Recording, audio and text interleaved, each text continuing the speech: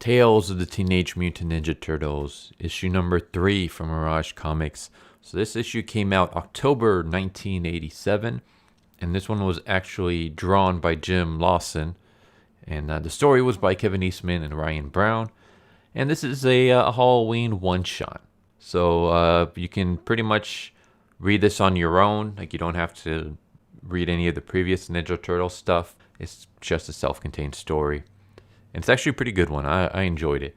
So we start off with one of the turtles standing over Edgar Allan Poe's gravestone. And he's basically talking about Halloween. Like, this time of year always reminds him of this one little story. And he's going to tell it to us. We have the story where we start off on an airplane where we see two men arriving to Kennedy Airport. And one of them is named Haji. I don't know who the mustache guy is called. I don't think he's ever referred to by name. But he is looking for this idol. He's been looking for this idol for a long time. And they finally find the location of the idol. And it's in the Second Time Around store, which is run by April. So this is back before she lost her store. Haji basically asks him, like, are you going to buy the figure? And he's like, no, it has to be stolen. And we see some of his stealing abilities where he goes to shake the pilot's hand and he ends up stealing his watch. And basically he decides, all right, we're going to recruit some help. We're going to recruit some homeless people to help us get this idol. So the mustache dude walks into April's store and basically asks for a grotesque statue. And April's like, oh, like I have one right here. And he makes an excuse like, oh, I don't have money on me right now. I'll come back some other time. And he leaves. And then later that night, three homeless people dressed up as Halloween characters, a jack-o'-lantern, a witch, and a werewolf. So they break into the store. The alarm goes off. The turtles who are carving pumpkins upstairs hear it, but they think that maybe it's the cat that was triggering the alarm. So Don goes to go check it out. And that's when he realizes that there are people in there trying to steal something. So he fights them off when one of them drops a bookcase on him, and then two of them make their escape. And that's when the other turtles rush down to see what's going on. And they see one of the thieves, and they pull off his mask, and this guy, like, they say he looks like he's a zombie or he's on some kind of drugs or something. And they basically start interrogating him, and he says, the statue's been taken to the Blue Star Hotel. And all of a sudden he chokes and he dies. And then we cut to the Blue Star Hotel where the mustache guy has the statue, and it's called the Thieving God Idol. And he's been waiting for this moment for years. And then the other two thieves, basically they're also homeless people who they had hired.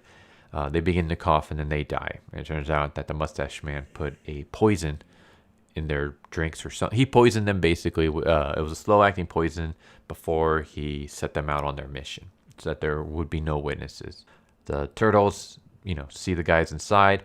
They sneak inside the building and they bust in just as the mustache man is doing a ritual. And the ritual has him basically have the idol on this shrine, and he's chanting Mecha Leka Hai, Mecha Heine Heine. And I was like, that sounds so familiar. What the hell is that from? It's from Pee Wee Herman. So yeah, I guess they're using Pee Wee Herman's chant in here, and that's how you use the powers of the thieving idol. But yeah, the mustache man sees the turtles. He calls forth some tiny little demons, and the demons start attacking the turtles. And as the demons are attacking the turtles, the mustache man and Haji, his protege or his sidekick or whatever, his henchman, whatever you want to call him, they make their escape. And the turtles, chase after them. And as they chase the dudes out into the city, they see a bunch of demons everywhere. So all these little tiny demons are going around and breaking into stores and things like that. And the mustache man is basically saying how, like, this is how, people have always been able to, like, to steal things, like grave robbers and things like that, like high security systems. Like, no man can pull those off. It's all these little demons. And he's basically going to use these little demons to steal everything so he can be the most powerful thief in the world. And they see the turtles making their way towards them, so he chants another incantation. This one is Gandhi Gandhi Bagar Al Shohem Barak Himar. I don't know if that's something. Booga Booga. I mean, Booga Booga. I know that. I don't know the rest of the chant. I don't know if that's from something if they made that one up. But basically after the chant, the statue comes to life and it grows big. And the Mustache Man orders the statue to crush the turtles. So we have a fight scene where the turtles are fighting this giant living statue. And as they're fighting him, the statue starts stealing all their weapons and starts tossing them away. So because he's a thief, the thief is stealing the turtles' weapons. The turtles are like, all right, like this dude's like indestructible. We got to get our weapons back, but like there's got to be some way we can beat him. Let's try to buy some time by getting up to the roof.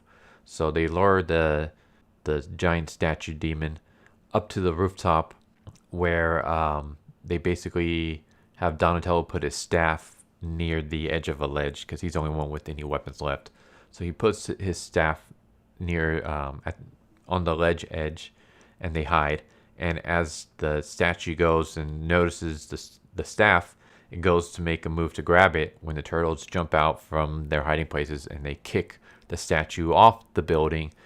He plummets through the floor. There's an explosion, and that's how the statue dies. And I guess it crumbles, or it forms back into a tiny little statue. And because of that, all the other demons disappear as well.